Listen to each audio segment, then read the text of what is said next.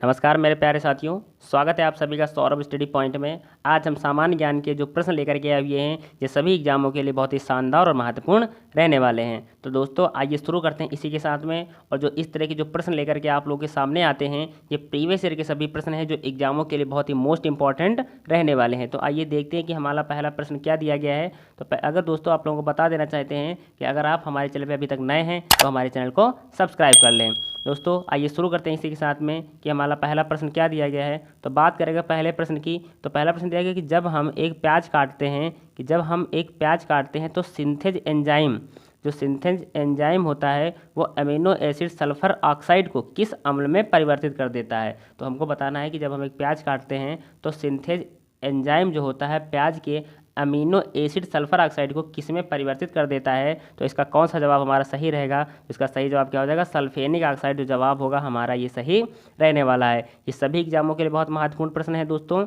इसमें mix question दिए गए, जितने भी क्वेश्चन दिए गए सब मिसलिनियस क्वेश्चन हैं जो सभी एग्जामों के लिए बहुत ही महत्वपूर्ण प्रश्न रहने वाले हैं। तो इसका सही जवाब क्या हो जाएगा, सल्फोनिक अम्ल हमारा जवाब एकदम राइट हो जाएगा। आइए देखते हैं कि अगला हमारा क्वेश्चन क्या दिया गया है। अगला क्वेश्चन दिया गया है कि मुंबई में गेटवे ऑफ इंडिया जो दिया गया था दोस्तों, कि मुंबई में गेटवे ऑफ इंडिया की नींव किस वर्ष रखी गई थी। तो हमको बताना है कि जो मुंबई में गेटवे ऑफ इंडिया की जो नींव है वो किस वर्ष में रखी गई थी। इसका सही जवाब क्या रहने वाला है। तो सही जवाब हो जाएगा 1913, हमारा जवाब एकदम राइट हो जाएगा। तो एग्जैक्ट डेट अगर बात करें तो 13 मार्च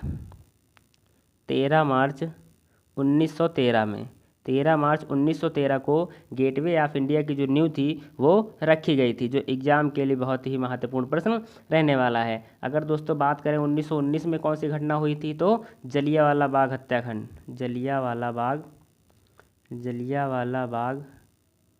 जलियांवाला बाग हत्याकांड जो हुई थी वो कब हुई थी, 13 अप्रैल 1919 को। 13 अप्रैल 1919 को कौन सी घटना हुई थी दोस्तों, जलियांवाला बाग हत्याकांड की घटना हुई थी। जो एग्जाम के लिए ये दोनों प्रश्न बहुत इंपॉर्टेंट रहने वाले हैं। आइए देखते हैं अगला प्रश्न हमारा क्या दिया गया है। अगले प्रश्न के बारे में अगर बात करें कि निम्न में से किस त्यौहार का अर्थ जो है वो मेरी मेकिंग ऑफ द गॉड है। तो हमको बताना है कि किस त्यौहार का जो अर्थ है वो मेरी मेकिंग ऑफ द गॉड रहने वाला है। तो इसका सही जवाब हमारा क्या हो जाएगा दोस्तों, तो लाई हरोबा जो जवाब है हमारा एकदम राइट हो जाएगा। तो जो लाई हरोबा जो ऑप्शन है इसमें वो एकदम सही रहने वाला है। तो लाई हरोबा का अर्थ अगर बात करें क्या होता है, तो मेरी मेकिंग ऑफ द गॉड होता है। और यह प्राचीन काल में मेइली समुदाय जो होते थे, मेइती समुदाय होते थे दोस्तों, जो मेइती समुदाय के जो लोग होते थे, मेइती समुदाय के द्वारा मनाया जाता था। कौन से समुदाय के द्वारा मनाया जाता था, मेइती समुदाय के द्वारा मनाया जाता था, जो एग्जाम के लिए बहुत ही महत्वपूर्ण प्रश्न रहने वाला है। आइए देखते हैं अगला प्रश्न हमारा क्या दिया गया है। अगले प्रश्न की ओर बात करें दोस्तों, तो अगला प्रश्न दिया कि माधवपुर मेला जो है वो निम्नलिखित में से किस राज्य में मनाया जाता है। तो हमको बताना है कि जो माधवपुर मेला है वो निम्नलिखित में से किस राज्य में मनाया जाता है। तो इसका कौन सा जवाब हमारा सही रहने वाला है। तो इसका सही जवाब हमारा क्या हो जाएगा, गुजरात जो जवाब है हमारा एकदम राइट हो जाएगा। तो तीसरा ऑप्शन हमारा एकदम सही हो जाएगा। तो जो गुजरात का माधवपुर मेला है ये अरुणाचल प्रदेश की मिसमी जनजाति से संबंधित है। किससे, अरुणाचल प्रदेश की जो मिसमी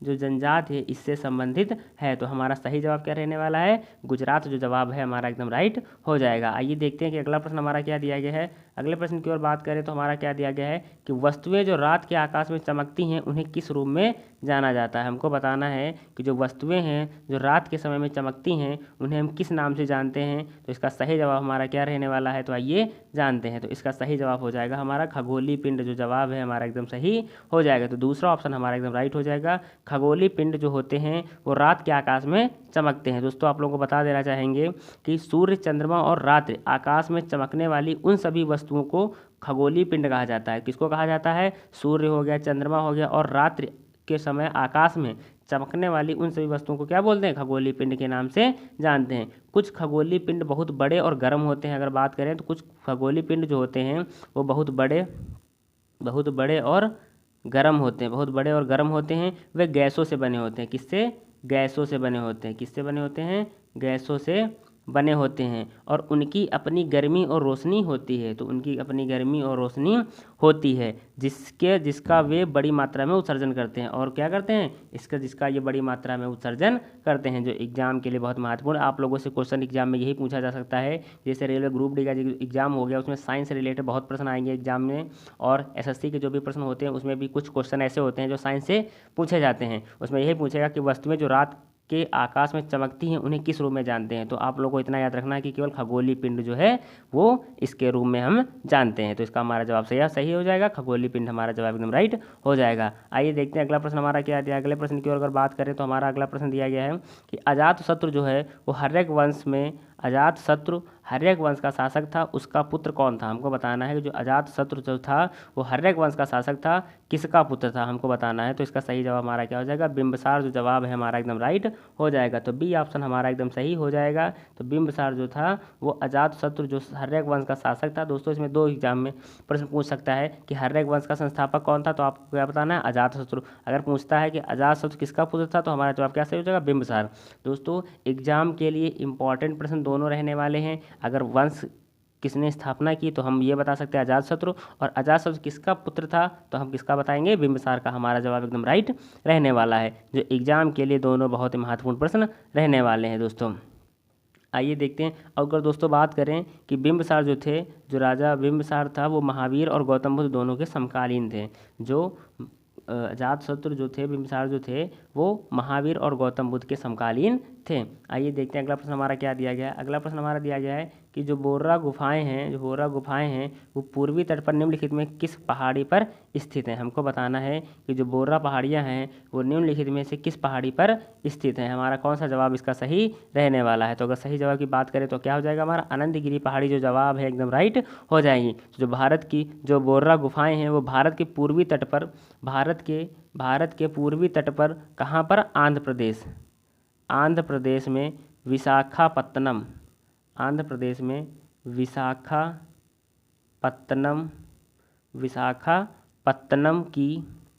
विशाखापत्तनम की अराकू घाटी की अनंतगिरी पहाड़ियों में स्थित है। तो हमको क्या याद रखना है कि अगर पूछता है कि बोर्रा गुफाएं कहाँ हैं, कौन सी पहाड़ी पर स्थित हैं, तो अनंतगिरी पहाड़ी पर स्थित हैं। और ये आंध्र प्रदेश में विशाखापत्तनम की अराकू घाटी पर अनंतगिरी पहाड़ियाँ जो है वो स्थित हैं। दोस्तों एग्जाम में जिस तरह का प्रश्न पूछा जाए आप लोगों को जवाब सही देना है, क्योंकि मैंने आप लोगों को एक्सप्लेन करके भी बता देते हैं। जो एग्जाम के लिए इंपॉर्टेंट प्रश्न है वो भी बता देते हैं, और किस तरह के क्वेश्चन एग्जाम में पूछ सकता है वो भी हम आपको फॉर्मेट बता देते हैं। तो आप लोगों को इस तरह के प्रश्नों को बहुत अच्छे से तैयार करना है। तो आइए देखते हैं कि अगला प्रश्न हमारा क्या दिया गया है। अगले प्रश्न की अगर बात करें कि नंद वंश का अंतिम शासक निम्नलिखित में से कौन था। हमको बताना है कि जो नंद वंश का अंतिम शासक है वो निम्नलिखित में से कौन रहने वाला है। तो अगर सही आंसर की बात करें तो हमारा क्या हो जाएगा, घनानंद जो जवाब है हमारा एकदम राइट हो जाएगा। जो एग्जाम के लिए बहुत ही महत्वपूर्ण प्रश्न रहने वाला है। आप लोगों को थोड़ा घनानंद के बारे में अगर बता दें कि घनानंद जो था वो एक भारतीय सम्राट था। बौद्ध ग्रंथ महाबोधिवास के अनुसार प्राचीन भारत के नंद वंश का अंतिम शासक था। नंद वंश का अंतिम शासक कौन था, घनानंद था। और वह इस वंश के संस्थापक उग्रसेन, जिसे महापद्मनंद के नाम से भी जाना जाता था, के 8 भाइयों में सबसे छोटा था। दोस्तों अगर बात करें कि इस वंश में जो उग्रसेन जो थे वो 8 भाइयों में से सबसे छोटा था। जो एग्जाम के लिए अगर पूछा जाएगा तो आपसे यही पूछा जाएगा एग्जाम के लिए कि जो नंद वंश का अंतिम शासक था निम्नलिखित में कौन था, तो घनानंद हमारा जवाब एकदम राइट हो जाएगा। दोस्तों आइए देखते हैं अगला प्रश्न हमारा क्या दिया गया है। अगला प्रश्न की बात करें तो अगला प्रश्न दिया गया है कि निम्नलिखित में से किस लेडी विलिंगडन पार्क के नाम से जाना जाता है। तो हमको बताना है कि किसे पहली लेडी विलिंगडन पार्क के नाम से जाना जाता है। तो हमारा सही जवाब क्या रहने वाला है, तो लोधी गार्डन जो जवाब है हमारा एकदम राइट हो जाएगा। जो लोधी गार्डन को पहले लेडी विलिंगडन पार्क के नाम से जानते थे। दोस्तों किस नाम से जानते थे, लोधी गार्डन के नाम से जानते थे। लेडी विलिंगडन जो थी वो भारत के तत्कालीन वायसराय लॉर्ड विलिंगटन की पत्नी थी। किसकी, लॉर्ड विलिंगटन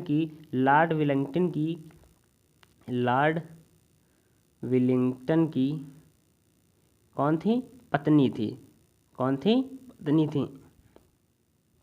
आइए देखते हैं अगला प्रश्न हमारा क्या दिया गया है। अगले प्रश्न की ओर चलते हैं। अगला प्रश्न हमारा दिया गया कि निम्नलिखित में दिन वैश्विक परिवार दिवस मनाया जाता है? हमको बताना है कि किस दिन वैश्विक परिवार दिवस मनाया जाता है। कौन सा जवाब हमारा सही रहने वाला है? तो अगर सही जवाब के बारे में बात करें तो क्या हो जाएगा, 1 जनवरी हमारा जवाब एकदम राइट हो जाएगा। तो global family day one day of peace and sharing संयुक्त राज्य अमेरिका में हर 1 जनवरी को शांति और साझा करने के वैश्विक दिवस के रूप में मनाया जाता है, जो एग्जाम के लिए बहुत ही महत्वपूर्ण प्रश्न रहने वाला है। तो किस दिन वैश्विक परिवार दिवस मनाया जाता है? 1 जनवरी को मनाया जाता है। 5 जून को अगर बात करें तो कौन सा दिवस मनाया जाता है दोस्तों? तो पर्यावरण दिवस। पर्यावरण दिवस कब मनाया जाता है? 5 जून को मनाया जाता है। दोस्तों आप लोगों को बता देना चाहते हैं कि दोस्तों अगर आप हमारे चैनल पर नए हैं तो हमारे चैनल को सब्सक्राइब कर लें और अंत तक बने रहें। दोस्तों जो अंत में प्रश्न दिए जाते हैं वो एग्जाम के लिए बहुत ही महत्वपूर्ण प्रश्न रहने वाले हैं। आप लोगों को इस तरह के प्रश्न को बहुत अच्छे से तैयार करना है। दोस्तों अब हम आप लोगों के लिए होमवर्क के लिए भी 1-2 क्वेश्चन छोड़ देंगे, जो आप लोगों को उसके जो क्वेश्चन के आंसर होंगे वो आप लोग कमेंट बॉक्स में हमको कमेंट करके बता सकते हैं। तो आइए देखते हैं कि अगला प्रश्न हमारा क्या दिया गया है। अगले प्रश्न की अगर बात करें तो अगला प्रश्न है कि वर्तमान में भारत के महापंजीयक एवं जनगणना आयुक्त कौन है? हमको बताना है कि जो महापंजीयक एवं जनगणना आयुक्त हैं वो निम्न में से कौन से रहने वाले हैं? तो हमारा सही जवाब क्या हो जाएगा, विवेक जोशी जो जवाब है हमारा एकदम राइट हो जाएगा। जो एग्जाम के लिए बहुत महत्वपूर्ण प्रश्न ये रहने वाला है। अभी हमारे एसएससी एमटीएस सीएचएसएल सीजीएल के जो एग्ज़ाम चल रहे हैं, जो सीजीएल के एग्ज़ाम चल रहे हैं और जो हमारी और आने वाले हैं एमटीएस सीएचएसएल के जो एग्ज़ाम आने वाले हैं, इनके लिए ये प्रश्न बहुत इंपॉर्टेंट है, वेरी वेरी इंपॉर्टेंट रहने वाला है, क्योंकि इस तरह के क्वेश्चन जो है वो एसएससी पूछता है। आप लोगों को इस तरह के प्रश्न को बहुत अच्छे से रिवाइज करना है। आइए देखते हैं कि अगला प्रश्न हमारा क्या दिया गया। अगले प्रश्न के बारे में अगर बात करें दोस्तों, तो अगर अगले प्रश्न के बारे में अगर बात करें कि अगला प्रश्न हमारा क्या दिया गया है, तो अगले प्रश्न के बारे में देखते हैं दोस्तों क्या दिया गया क्वेश्चन हमारा। अगला क्वेश्चन हमारा दिया गया है कि 2011 की जनगणना है वो कौन सी जनगणना रहने वाली है? हमको बताना है कि जो 2011 की जनगणना है वो निम्नलिखित में से कौन सी जनगणना रहने वाली है? तो हमारा सही जवाब क्या हो जाएगा, 15वीं जनगणना हमारी ये रहने वाली है। जो 2011 की जनगणना हुई थी वो कौन सी जनगणना हुई थी? पर 2011 में जो जनगणना हुई थी वो 15वीं जनगणना हुई थी दोस्तों, जो एग्जाम के लिए बहुत ही महत्वपूर्ण प्रश्न रहने वाला है। आइए देखते हैं अगला प्रश्न हमारा क्या दिया गया है। अगले प्रश्न के बारे में अगर बात करके भारत में जनगणना की शुरुआत किसके कार्यकाल में हुई थी? हमको बताना है किसके कार्यकाल में हुई थी। तो लॉर्ड मेयो किसके कार्यकाल में हुई थी? लॉर्ड मेयो के कार्यकाल में हुई थी। और कब हुई थी? 1872 में हुई थी, जो एग्जाम के लिए बहुत महत्वपूर्ण रहने वाली। अगर बात करें नियमित जनगणना की शुरुआत किसके शासनकाल में हुई थी? तो लॉर्ड रिपन में। नियमित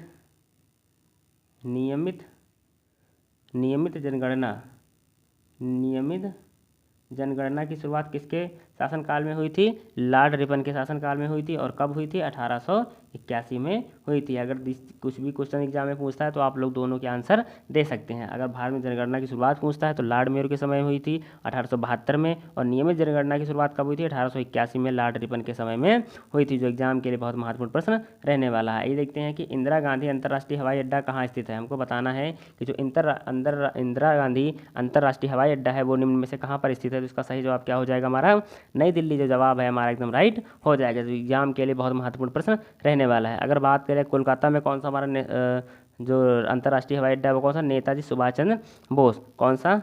नेताजी सुभाष चंद्र बोस अंतर्राष्ट्रीय हवाई अड्डा रहने वाला है। जो एग्जाम में पूछा भी जाता है कि नेताजी सुभाष चंद्र बोस अंतर्राष्ट्रीय हवाई अड्डा कहाँ स्थित है, तो कोलकाता के अंदर स्थित है, जो एग्जाम के लिए बहुत महत्वपूर्ण रहने वाला। अगर बात करें हैदराबाद में कौन सा अंतर्राष्ट्रीय हवाई अड्डा है? तो राजीव गांधी अंतर्राष्ट्रीय हवाई अड्डा। राजीव गांधी अंतर्राष्ट्रीय हवाई अड्डा स्थित है। अगर बात करें वाराणसी में कौन सा हो जाएगा? तो वाराणसी अगर बात करें तो कौन जाएगा? लाल बहादुर शास्त्री अंतर्राष्ट्रीय हवाई अड्डा जो जवाब होगा हमारा एकदम राइट हो जाएगा। दोस्तों मैंने चारों ऑप्शन के आप लोगों को बता दिया कि किस शहर में कौन सा अंतर्राष्ट्रीय हवाई अड्डा है। तो आप लोगों को इस तरह के प्रश्न को और भी अपनी बुक में जितनी भी बुक आपके पास हैं उन बुकों से आपको ढूंढ करके या इंटरनेट के माध्यम से आप लोगों को और भी प्रश्न इसके आगे तैयार कर लेना है। आइए देखते हैं इसी के साथ में अगला प्रश्न हमारा क्या दिया गया है। अगले प्रश्न की अगर बात करें कि देश का सबसे बड़ा बंदरगाह कहाँ स्थित है, हमको बताना है कि जो देश का सबसे बड़ा बंदरगाह है वो निम्न में से कहाँ स्थित है। कौन सा जवाब हमारा सही रहने वाला है, तो बात करें का सही जवाब क्या हो जाएगा हमारा मुंबई जो जवाब है हमारा एकदम राइट हो जाएगा। तो पहला ऑप्शन हमारा एकदम सही हो जाएगा। तो सबसे बड़ा बंदरगाह कौन सा है, मुंबई बंदरगाह हमारा रहने वाला है, जो एग्जाम के लिए बहुत महत्वपूर्ण प्रश्न रहने वाला है दोस्तों। इस तरह के प्रश्न एग्जाम में बहुत पूछे जाते हैं। अगर पूछा जाए कोच्चि बंदरगाह कहाँ स्थित है, तो कोच्चि बंदरगाह कहाँ स्थित है, केरल में, केरल के अंदर स्थित है, जो एग्जाम के लिए बहुत महत्वपूर्ण प्रश्न रहने वाला है दोस्तों। इस तरह के प्रश्न बहुत पूछे जाते हैं। अगर बात करें तोती कोरिन जो बंदरगाह है वो कहाँ स्थित है, तो तमिलनाडु में, तमिलनाडु के अंदर स्थित है। अगर बात करें कांडला बंदरगाह कहाँ स्थित है, तो ये कहाँ हो जाएगा, गुजरात में, तो ये कहाँ स्थित है, गुजरात के अंदर स्थित है, जो एग्जाम के लिए बहुत महत्वपूर्ण प्रश्न रहने वाला है। आइए देखते हैं अगला प्रश्न हमारा क्या दिया गया है। अगले प्रश्न के बारे में अगर बात करें कि देश का सर्वश्रेष्ठ प्राकृतिक बंदरगाह कौन सा है, हमको बताना है कि जो प्राकृतिक बंदरगाह है वो निम्न में से कौन सा रहने वाला है। तो विशाखापत्तनम जो जवाब होगा हमारा एकदम राइट हो जाएगा। तो प्राकृतिक बंदरगाह कौन सा बंदरगाह है, विशाखापत्तनम बंदरगाह जो जवाब होगा हमारा सही होगा जाएगा, जो एग्जाम के लिए बहुत ही महत्वपूर्ण प्रश्न रहने वाला है। और यह सबसे गहरा बंदरगाह है, सबसे गहरा भी बंदरगाह रहने वाला है, जो एग्जाम के लिए बहुत ही महत्वपूर्ण प्रश्न रहने वाला है दोस्तों। आइए देखते हैं अगला प्रश्न हमारा क्या दिया गया है। अगले प्रश्न की अगर बात करें, अगला प्रश्न हमारा क्या दिया गया है कि 2011 ईस्वी की जो जनगणना है वो भारत की कुल जनसंख्या विश्व की कुल जनसंख्या का कितना प्रतिशत है, हमको बताना एग्जाम में दोस्तों। ये एग्जाम का एमटीएस का जो अभी जो एग्ज़ाम हुआ था एमटीएस का, इसके पहले जो एग्ज़ाम हुआ था उसमें ये प्रश्न पूछा गया था कि 2011 ईस्वी की जनगणना के अनुसार भारत की कुल जनसंख्या विश्व की कुल जनसंख्या का कितना प्रतिशत है। तो हमको बताना है कि जो भारत की जनसंख्या है वो कुल जनसंख्या का कितना प्रतिशत है। तो सही जवाब हमारा क्या हो जाएगा, 17.5 जो जवाब होगा हमारा एकदम राइट हो जाएगा। अगर बात करें भारत के बारे में तो हमारा जनसंख्या के आधार पर दोस्तों सेकंड नंबर पे है, दूसरे नंबर पे हमारा भारत आता है। पहले नंबर पे अगर बात करें तो कौन सा हो जाएगा, पहले नंबर पे हमारा हो जाएगा चीन, पहले नंबर पे कौन हो जाएगा हमारा चीन हो जाएगा, और दूसरे नंबर पे कौन हो जाएगा, भारत हो जाएगा जनसंख्या की दृष्टि से। आइए देखते हैं इसी के साथ में अगला प्रश्न हमारा क्या दिया गया है। अगले प्रश्न की ओर चलते हैं दोस्तों। अगला प्रश्न हमारा दिया गया है कि देश में अब तक पूर्ण साक्षर घोषित किए गए राज्य कौन सा है। हमको बताना है कि देश में पूर्ण साक्षर घोषित किए गए एकमात्र राज्य कौन सा है। साक्षर का मतलब क्या होता है दोस्तों, पढ़े लिखे, जो गाँव में है, मतलब कौन सा ऐसा शहर है, कौन सा ऐसा देश है, या कौन सा देश में ऐसा कौन सा राज्य है जहाँ पर सबसे ज़्यादा पढ़े लिखे लोग रहते हैं, निवास करते हैं। तो इसका सही जवाब हमारा क्या हो जाएगा दोस्तों, तो हमारा सही जवाब हो जाएगा केरल, जो जवाब होगा हमारा एकदम राइट हो जाएगा। केरल में दोस्तों सब पढ़े लिखे लोग हैं ज़्यादातर, और ये घोषित भी किया जा सकता है कि सबसे ज़्यादा साक्षर राज्य कौन सा है। तो हमारा केरल जो जवाब होगा वो एकदम राइट हो जाएगा। दोस्तों एग्जाम के लिए बहुत महत्वपूर्ण प्रश्न है दोस्तों। आप लोगों को बता देना चाहेंगे कि आप लोगों को वीडियो कैसा लगा, आप लोग हमें कमेंट बॉक्स में कमेंट करके ज़रूर बताइएगा, और लाइक कमेंट शेयर ज़रूर करिएगा दोस्तों, ताकि और भी दोस्तों लोगों तक पहुंच सके वीडियो। और किस तरह का आपने कितने प्रश्न को सही किया आप हमें कमेंट बॉक्स में कमेंट करके भी बता सकते हैं। और आप लोगों को ये वीडियो कैसा लगा तो आप हमें कमेंट बॉक्स में कमेंट करके ज़रूर बताइएगा। और दोस्तों आप लोगों को बता देना चाहेंगे कि अगर आप हमारे चैनल पर अभी तक नए हैं तो हमारे चैनल को सब्सक्राइब कर लें। धन्यवाद।